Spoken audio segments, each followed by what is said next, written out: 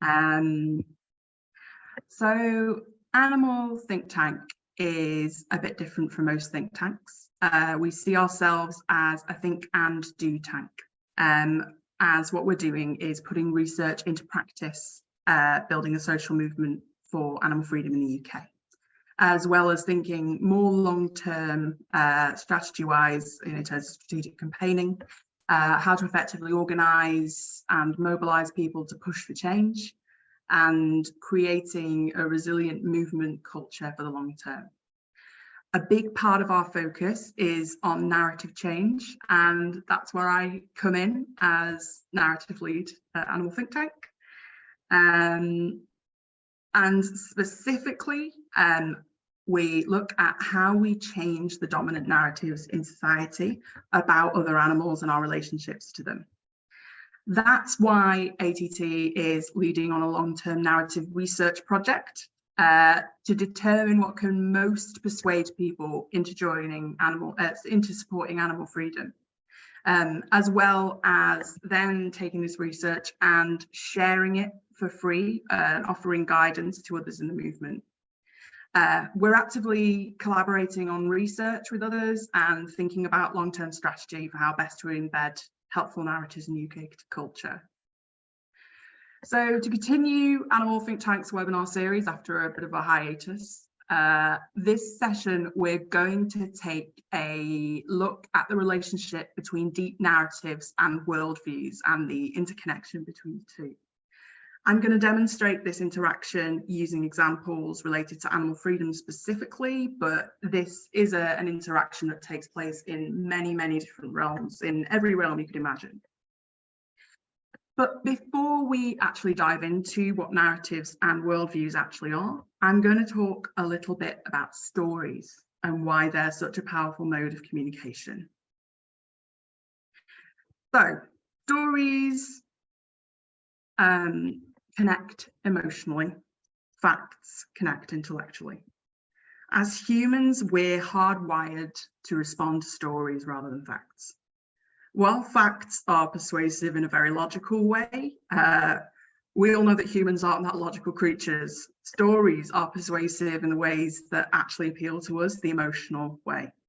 They have the power to move us and connect with us in a way that facts alone just can't. I think a good example of this is I think most of us remember John Lewis's Christmas ads more than we remember the slogan, never knowingly undersold. And that's because we respond to plots, stories, than we would to a factual an explanation of why John Lewis is good value. For people zooming in from countries other than the UK, John Lewis is a department store here in the UK, and every Christmas they have an advertisement that tries to make you cry with an adorable story. And this isn't to say that facts don't matter. I'm sure that some people respond to John Lewis's slogan that they're never knowingly undersold. But facts are remembered more and they mean more if they're communicated within the story. I'm going to read you a quote now from Sharon Blackie, who some of you may be familiar with. She's a psychologist and a mythologist, and this quote is on why storytelling is important to humans. Stories matter, not just entertainment, matter because humans are narrative creatures. It's not simply that we like to tell stories and to listen to them. It's that narrative is hardwired into us. It's a function of our biology and the way our brains have evolved over time. We make sense of the world and fashion our identity through the sharing and passing on of stories. And so the stories we tell ourselves about our world and the place in it shape not just our own lives, but the world around us. Cultural narrative is the culture. Okay, I'm going to throw it over to you guys in the chat. What do you think she means by that last line, the cultural narrative is the culture? Please feel free to type your thoughts into the chat.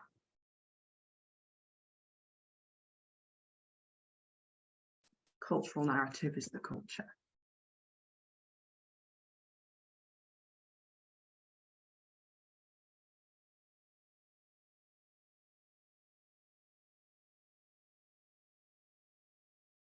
Do we have any? It's okay if not, because I can just tell you what she means. Thanks, Courtney. Yeah, the stories we tell create the culture we live in. Yeah, that's part of what she's getting at, definitely. Okay, I will see if anyone will trickle in within a couple of seconds, but I won't put you on the spot for too long. Okay, yeah. So what Sharon's getting at is that the dominant cultural narratives about society create the dominant culture, exactly like Courtney says. Narratives and stories have the power to shape our culture, and culture in turn shapes the dominant narratives we're surrounded by. So there's a real synergy, a real interaction between the stories we tell and the culture that we live in. Ooh, I've had a technical issue. Oh, no. Well, there we go. Okay. This graphic, some of you may be familiar with if you came to one of our events in February, but I'm using it again because it helps us illustrate what Sharon Blackie was talking about when she refers to cultural narratives. The stories and narratives we're surrounded by influence how we view the world, with some narratives more dominant than others. But before I go into these terms in detail and unpack them, I'd love to hear, first of all, how you all understand the concept of narrative. Sorry, I'm putting you on the spot with the chat again, because, you know, we've got to interact here. What does narrative mean to you? That can be, you know, keep it simple. Just write your thoughts in the chat. I'd be very grateful.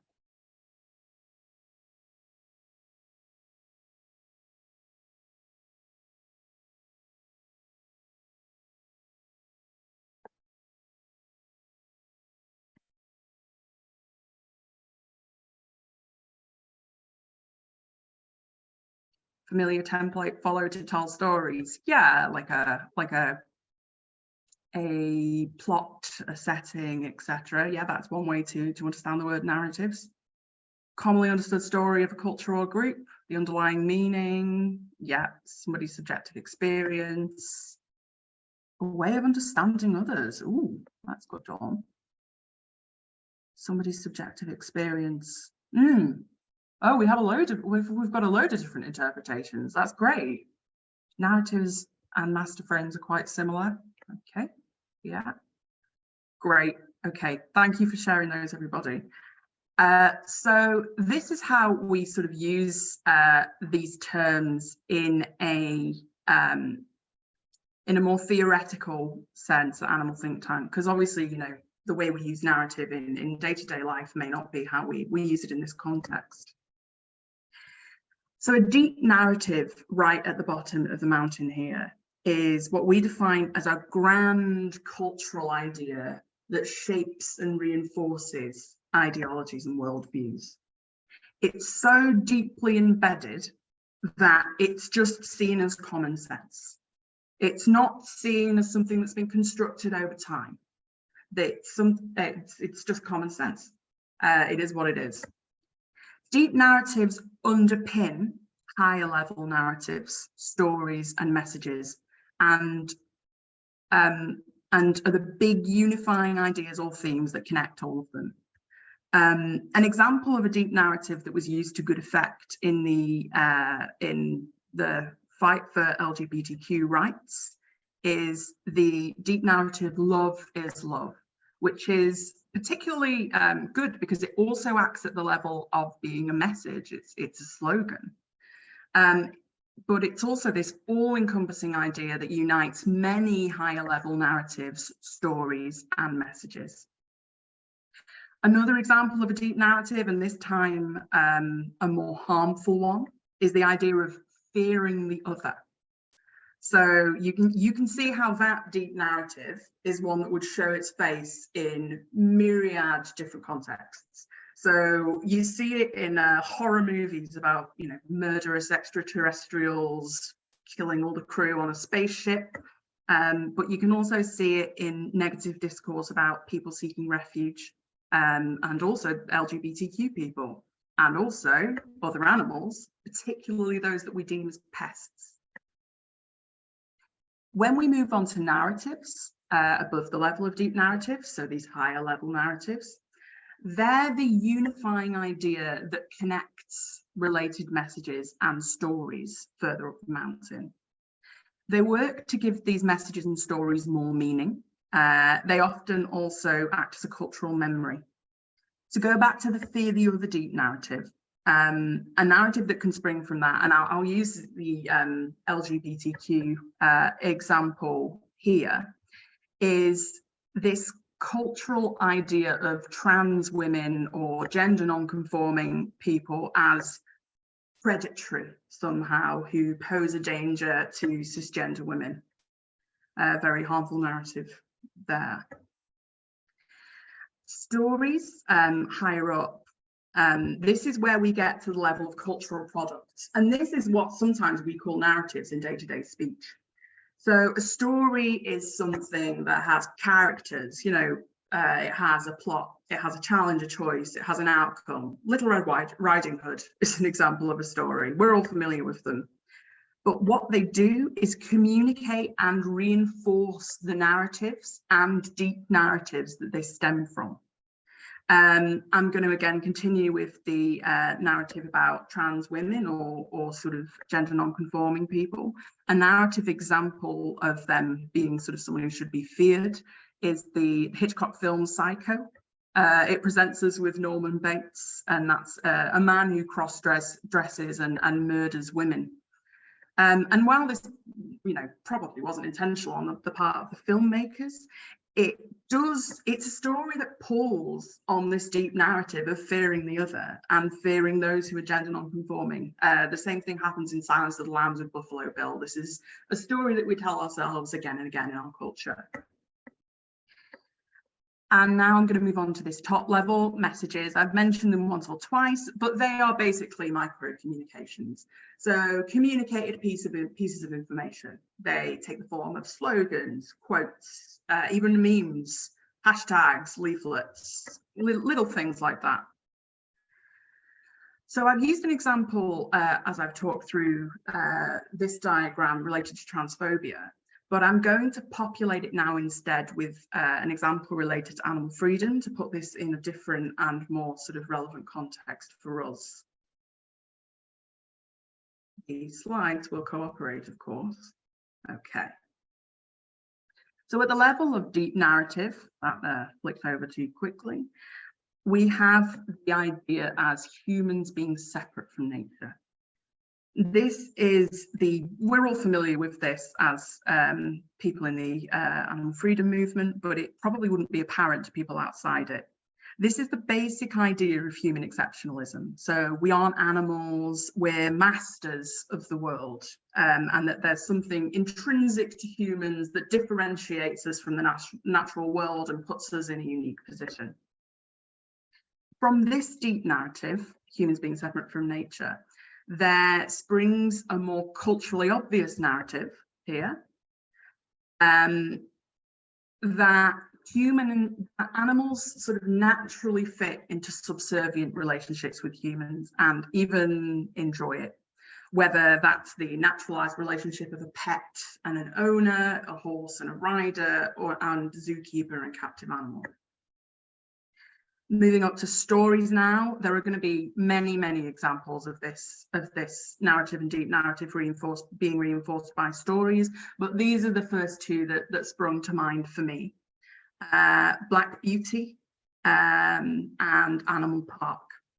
So Black Beauty is a novel that was actually good in the Victorian era for generating sympathy for horses as individuals, but it still had the effect of normalizing the master-servant relationship. This other example, Animal Park, this is a daytime television program we have in the UK about the captive animals and keepers at Longleat Safari Park. Which presents this sort of relationship as natural, positive, mutually beneficial. And finally, moving on to the level of messages, we are again at this level of quick micro communications. Again, just like with stories, there are going to be countless examples of messages that pull on this map of meaning, that pull on this deep narrative and higher level narrative that we have around human-animal relationships. But I chose this particular pro-SeaWorld hashtag because it's a nice and simple one to show on the diagram, essentially. It fits in that small triangle. It positions SeaWorld as caring about other animals by keeping them captive and forcing them to perform, which, you know, obviously highly problematic. So again, I'm afraid I'm going to torture you with the chat again. Can you think of any other stories or messages that pull on this narrative and deep narrative, if you want to stick them in the chat? So the idea of humans being separate from nature, and then drawn from that, animals enjoying captivity and master-servant relationships.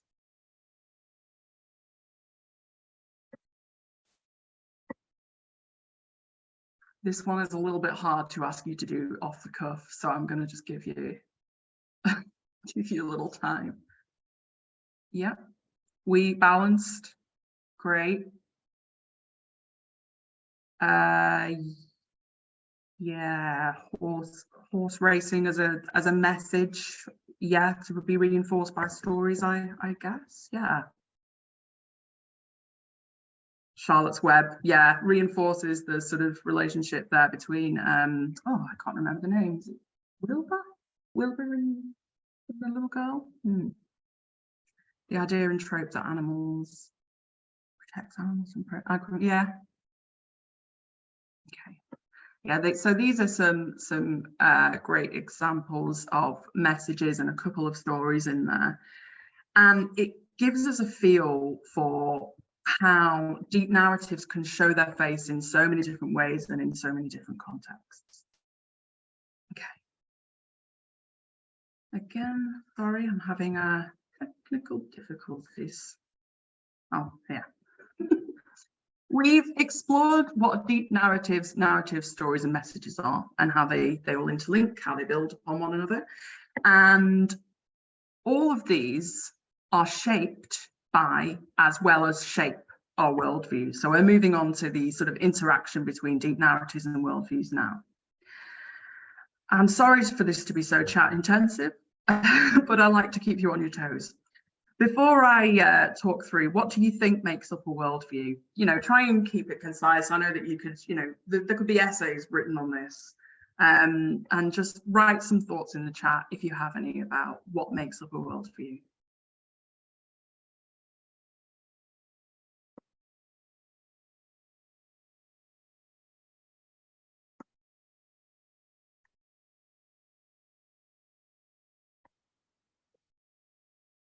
This is good. It gives me a chance to have a break and a drink. Thanks, Alex. Culture plus lived experience plus upbringing, values and social norms. Yeah, very well thought out. Set of beliefs that inform structures and actions. Yeah. Culture, experiences, exposure to media or education. Yeah, great. Thank you. And this is, there is a lot of thinking and research around worldviews. And yeah, you've captured quite a lot of them: beliefs, values, experience. Yeah, you've captured quite a lot of what I'm going to show you next. And these are some of the key components that make up worldviews.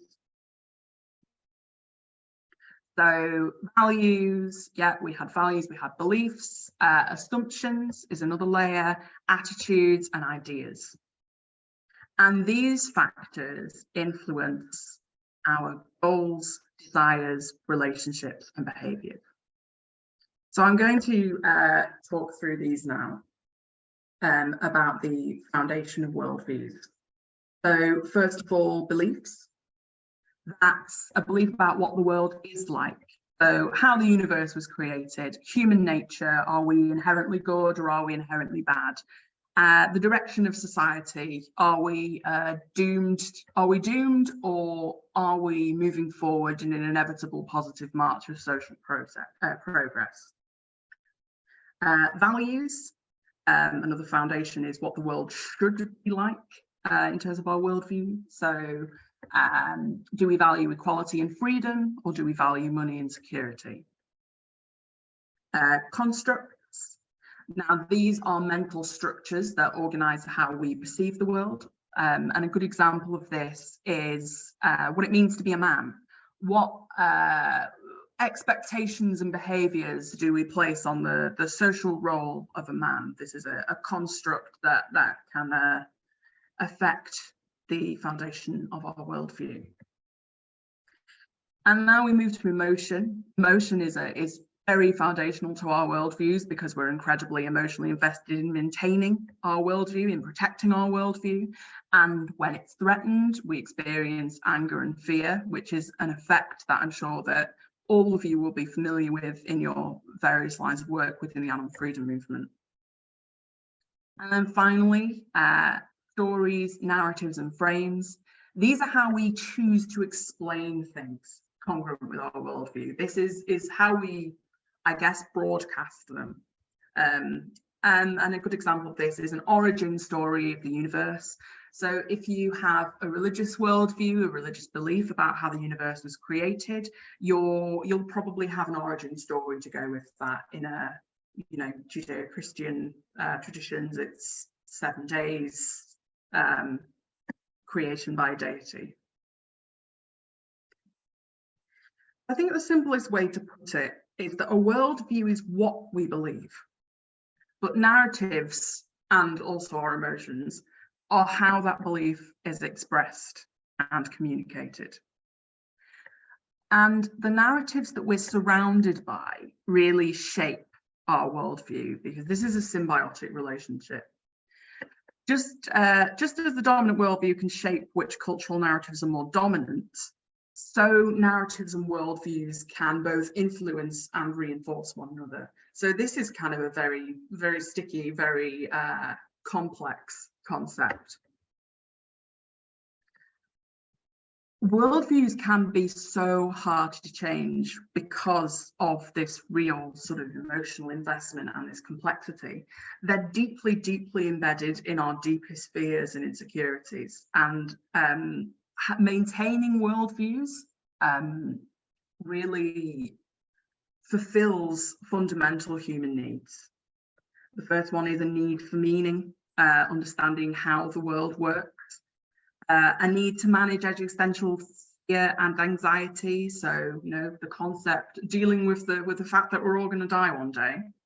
And also a need for a shared sense of reality. So it's, it comes really down to our deepest needs as social animals to help maintain cohesion within a group.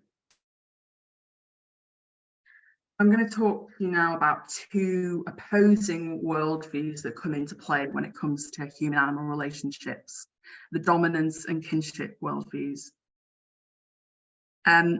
Ideally, as animal freedom advocates, we would rather that the kinship one was the prevailing one in society, but that's not the case. Unfortunately, at the moment, a dominance worldview with regards to human-animal relationships is the dominant one. But that doesn't mean that the idea of kinship is a new worldview that we have to create. We don't have to make it up out of whole cloth, because it's actually an ancient worldview. Before animal husbandry, there wasn't really this distinction, this us and them distinction between humans and other animals. We were sort of seen as part of nature, and we felt more kinship towards other animals, as recognizing them as part of the as an equal part of the world and the I suppose the ecosystem. But eventually, when we started to control other animals through agriculture and husbandry, it led to this dominance worldview, which is the prevailing one today. We lost our sense of animality, or our sense of animality has been sublimated, and we lost this sense of kinship as well. But both of these worldviews, they perform a similar function, even though they're opposite, because they just give us a framework for ordering society. They just have different priorities, but they both speak to this idea of what being civilized and fair means. So from a dominance perspective, humans are separate from nature. From a kinship perspective, we're part of nature. From a dominance perspective, we sort of focus on individualism, personal gain. From a kinship perspective, we focus on more community well-being. And we can see how these two views, you know, not only affect our relationship with other animals, but with other humans as well. And one way we can help to change the world is to change people's worldviews. And this is the important thing, relationship between narrative change and worldviews that we need to explore. This is where the idea of narrative change comes in.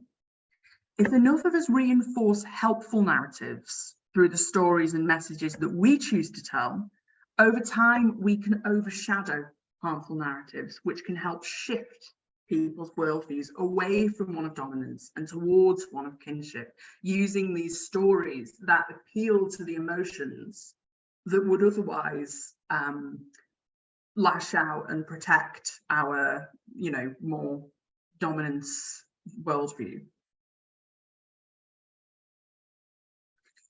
But obviously that's easier said than done, because worldviews are very tough to change. Changing dominant narratives to shift people's worldviews is absolutely crucial to our work as animal freedom advocates. But we need to remember and we need to appreciate how embedded worldviews are and how tough they are to change, because we're emotionally invested in protecting them. I'm just gonna made a hilarious meme there. God, I'm funny.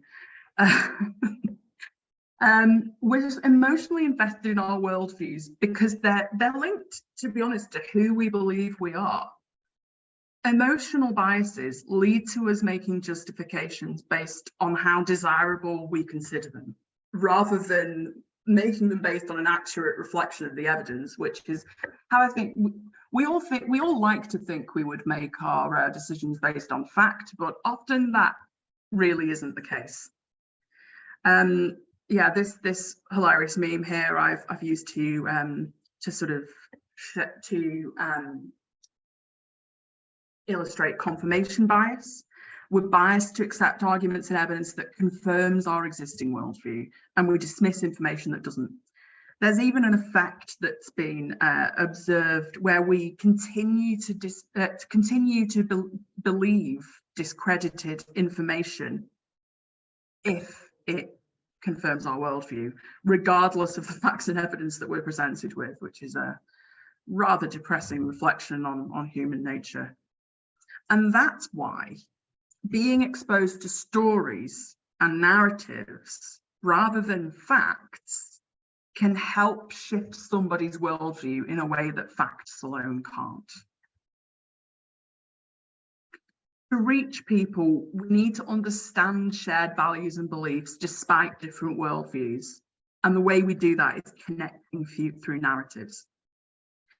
Finding the values and beliefs that are shared by a lot of society is key to connecting with people. And it's important that we lift up those values through the narratives, stories, and messages that we tell. Narrative change is a never-ending process.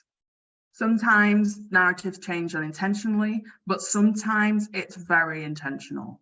And as animal freedom advocates, we need to be really intentional in reinforcing helpful narratives rather than unintentionally reinforcing harmful narratives. So I'll talk through a recent example of narrative change, or a relatively recent example of narrative change. There's a narrative change undergoing at the moment about animals who live in the sea.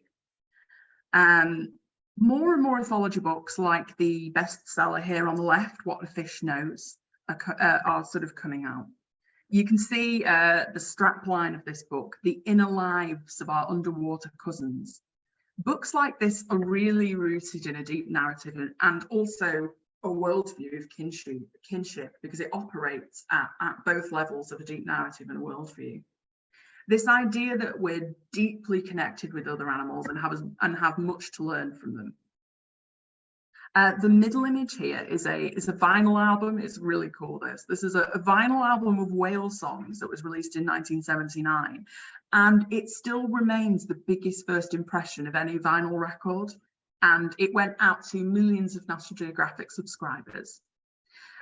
This album was great in that it helped people see whales as cultural beings who create music and communicate in ways that we as humans just aren't capable of understanding, but can still appreciate and still approach with a sense of awe and wonder.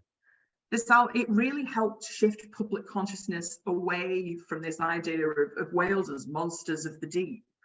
And it created this huge surge of support for Greenpeace and other organisations that were working to end whaling at the time.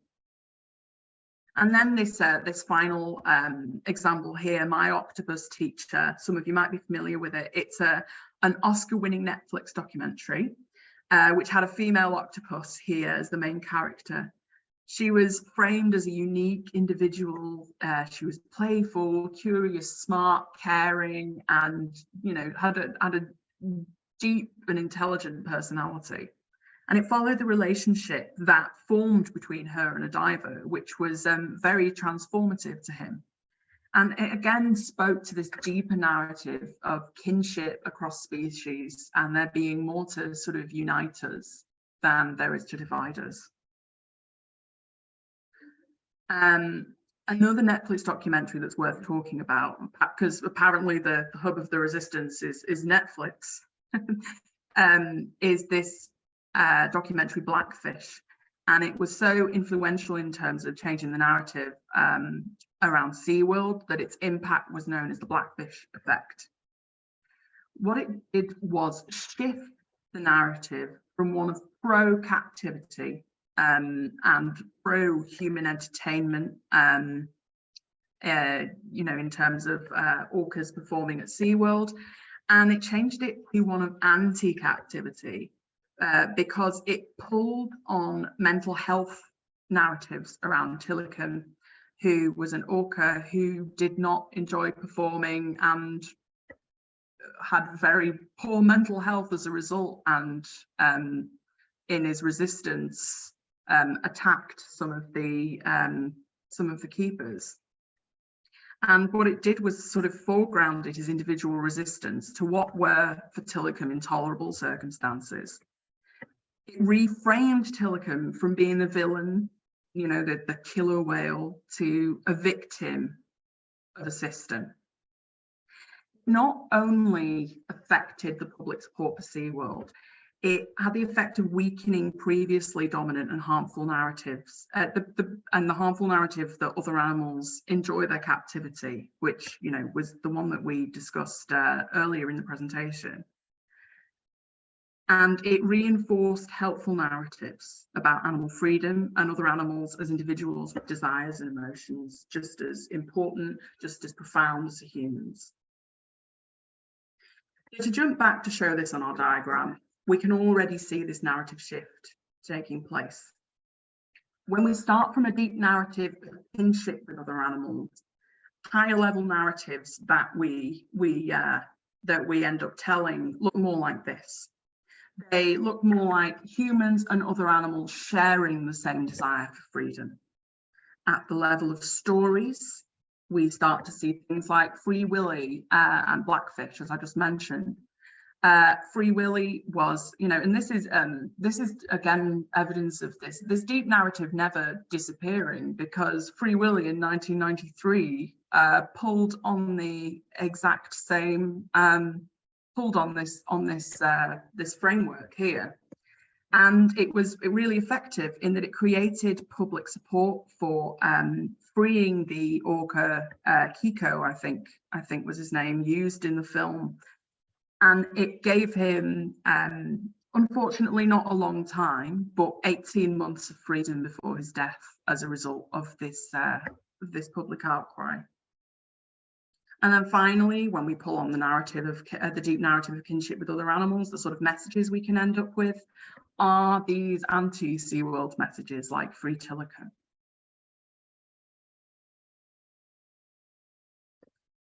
While narrative change isn't enough in itself, it's always been foundational to long-lasting social change. That brings us to the end of the slide portion today of Introduction to Narratives and Worldviews. if you have any questions about this or narrative change in general, you can unmute or you can type answers into the chat if you'd prefer. I'd say we've got about 15 minutes for a Q&A, if that's of interest. Okay. I will stop sharing. Hold on, everybody. Hello. Okay. I think Courtney. Right. Okay. Well, now I don't want to take too much time, but this is complicated. I just wanted to say I really appreciate the thinking here. I think this is really important. I think it is, from my perspective, a little bit more difficult for farmed animal messaging around kinship because of the separation between the animals themselves and the products that are, that people encounter. In the situation of animals in captivity, I see easier shifting points because you see the animals there, and especially when you add in entertainment. So I guess I would like to just put on the radar the distinctions between different animals and how, what's possible. And is it possible to see pests as, we have a kinship with them? So just a point I wanted to make there. Yeah, I can definitely say, and I'll just apologise for any sound interference. We have some canine colleagues here who are making their presence known. Yeah, I think the sort of distinction, the sort of disconnect that goes on in people's head between an animal and meat is definitely something to consider, and I believe it's something that is on our radar for testing in terms of what works for different animals, what doesn't. But when we sort of connect at the level of stories and deep narratives, it's like we can get it's making that extra step, isn't it? Sympathy for the pig is probably not the same as sympathy for bacon. So we'll see.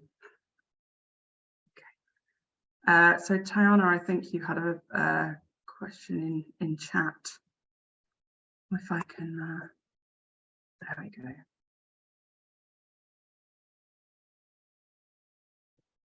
Thought on the use of numbers when it comes to animal agriculture. Is there any research as to whether they can be effective or can they be unmotivating as they're so huge and overwhelming?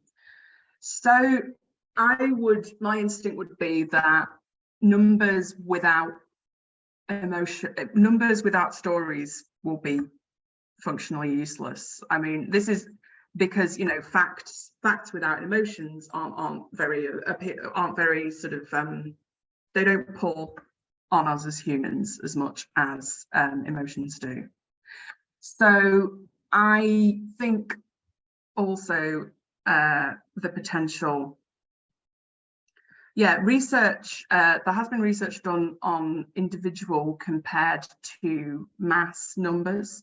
So people can connect more with the sort of individual animals involved than they can with abstract numbers. It's the reason that animal resistance stories tend to work so well, why people will usually run to support a cow that's escaped a killing chute and leap to 6-foot fence than they would to a more dry number.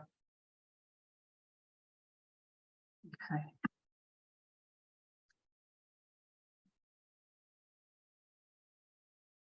Okay.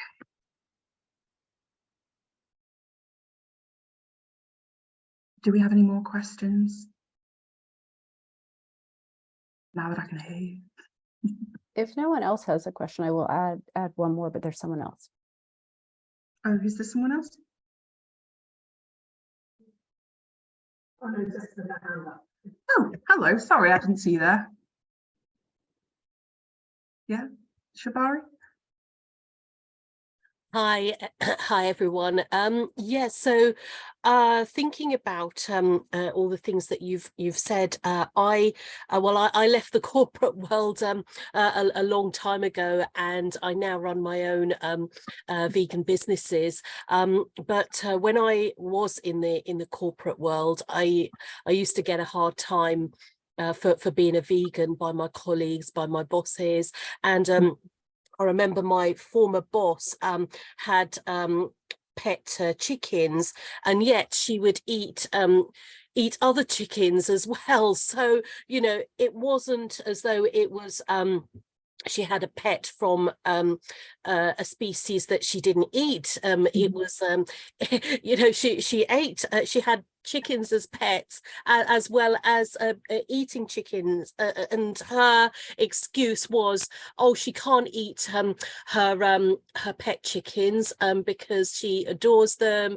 She even had names for them, but the reason why, and this is her explanation, that she could eat other chickens is because she disassociates them as you know, like they're not her pets, and therefore she can justify eating other chickens. Yeah, so it's a crazy world, really. Yeah, it really is, where, you know, you know that chickens have feelings, you know, you look after them, you take care of them, and but in her mind it's perfectly okay to eat other chickens. And well, yeah, and I think this is potentially because this sort of this is the worldview that's been sort of continually reinforced for her, right? And it's only with the same sort of constant reinforcement of the counter narrative that we'll get anywhere as a society. I think I'd also like to, a little bit of solidarity with you there. I've also come from the corporate world, and my the marketing and my ex-colleagues take the piss quite a lot. Yeah. I mean, one positive, you know, that we can take is that Chicken Run, you meant the film Chicken Run, it was an Aardman film. It did temporarily affect the sales of chicken meat in general because of the, you know, the identification with the individuals. You know, it did go back up again, unfortunately, but it shows what a sort of mass reinforcement can do, even if temporarily. So if we were to do this sort of, if we were to be intentional as animal freedom advocates in continually pushing out the right narratives, the right messages, the right deep narratives, then maybe that's an effect that would take place for a longer term and forever. Yeah. It's almost as though it has to keep on happening, because I think humans have short memories. So, you know, they may have the shock factor, and then that shock factor kind of goes away, and you have to kind of keep on reminding them. Yeah. Until it becomes common sense, until it becomes the dominant deep narrative. Yeah. Yeah. Great. Thank you. Thank you. Sorry, did you want to make another? Did you want to have? Should I do Courtney then Kate? Oh, go on. I just wanted to say that I think I've been vegan for a very, very long time, like many decades, and I think what has changed for the positive is the whole idea of not eating animals, and I think what's changed very much in the last 3-4 years is that when you tell people that you are a vegan, for example, it's not that I get a real sense that there's like a, oh yes, I understand, I get that, and I totally appreciate where you're coming from, and I have an understanding of what you're doing. And I think that's, and also I often get this underlying feeling like it's, I wish I could be as well, but you know, it's a step too far for me. Whereas I think in the not very distant past, it was like, yeah, you are worthy and out of reach, and you know, there's no way that I'm going anywhere near that.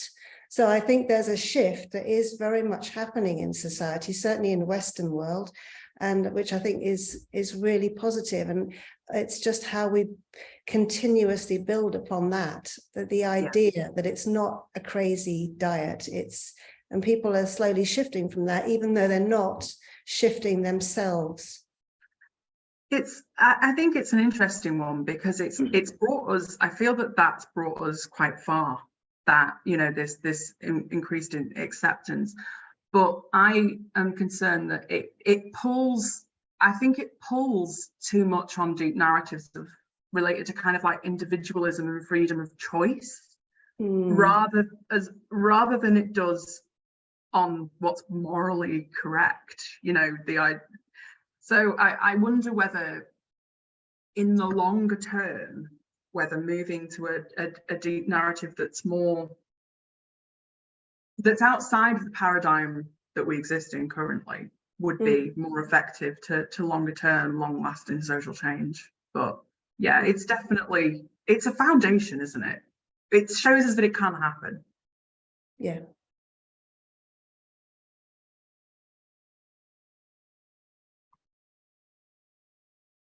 Just piggybacking then on the conversation about deep narratives, I think this one, that how you framed it, humans are separate from nature, is, you know, it's an interesting one that is negative, but it certainly also has a potential spin to it, which is positive, which is we can choose our diets, right? So if we are in the natural system, right, then we would not be able to kind of orchestrate different ways of doing things.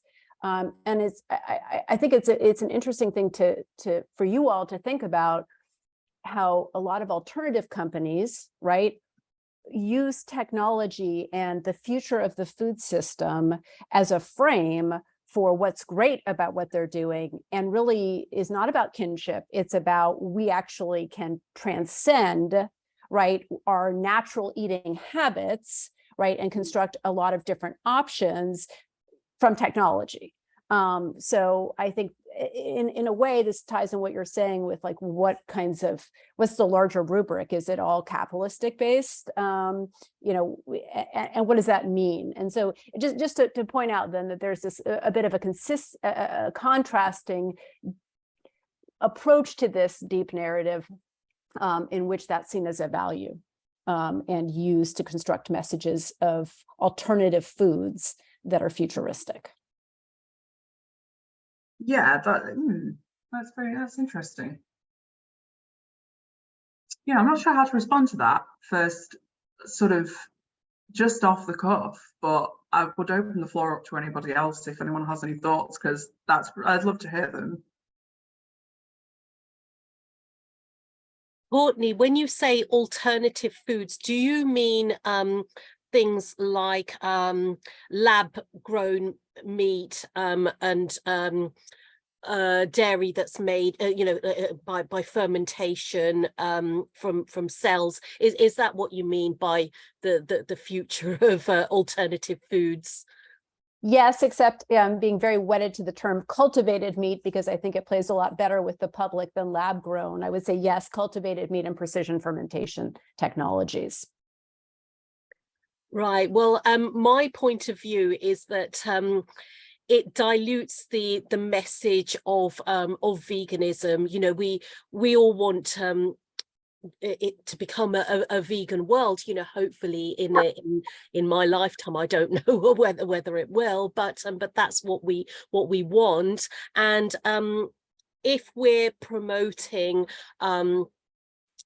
cultivated meat, or whatever the term is, then we're kind of saying that that plant-based plant-based meat, if you like, it isn't good enough, that people they're not going to get all the nutrients that you can get from a whole food plant-based diet, or from meat alternatives that are completely plant-based, and that it's diluting the message of veganism, promoting cultivated meat or precision fermentation. That's my opinion. I'm not really for those sort of alternative ways of I mean, I'm just not for that, because I'm a long-term vegan of 25 years, and I personally wouldn't myself eat cultivated meat or precision fermentation dairy products or anything like that. I mean, I can see that in a world that isn't vegan, sorry. Oh, I can't hear you, Natalie. Don't worry. We're just saying we've just got 5 minutes left. So yeah, it's okay. I just wanted to show you one more slide, share again, but do finish your point. Yeah, I mean, I don't know what other people's point of view is, but for me, I'm just not for this, you know, cultured meat for precision fermentation. I don't want it to go that way, because I believe that you know, it dilutes the message of veganism, and I want there to be a vegan world that is you know, wholly plant-based, rather than having to extract. It's still using animals. You're still using the cells of animals and the cells of dairy milk, and yeah, so to me it isn't vegan. Yeah, I guess just to finish, I guess my concern as well, well, not concern, but thoughts, having listened to everything, is that if we focus too much on the diet, sometimes we can not deal with the underlying causes of the prevailing diet, and that's a sort of speciesist world. And if we, you know, we could all become vegan and still force animals to perform, still, you know, still raise horses, you know, so it's, I think there's a deeper level of change that would be good to activate if we can. Okay, so I will just now bother you with the final slide once my tech has decided to play ball. Okay, and this is just a shameless plug for our next month's webinar. I hope you've enjoyed this one, and thank you so much for all of your really insightful thoughts. And next month we're going to be diving into this even deeper with Claire Parkinson, who is a professor at the Edge Hill University and the co-director of the Centre for Human Animal Studies. She'll be drawing on recent research to discuss the impacts of popular animal narratives and pro-vegan messaging on different audiences. During the session, she's going to be talking about anthropomorphism and how it can be used effectively in that context, along with storytelling and empathy. And also what makes some animal narratives stickier than others. And we really hope you can join us for that. We'll send out an email with a cheeky link, and it will be advertised in our newsletter and in other places as well. So thank you very much, everybody. It's been a pleasure talking to you.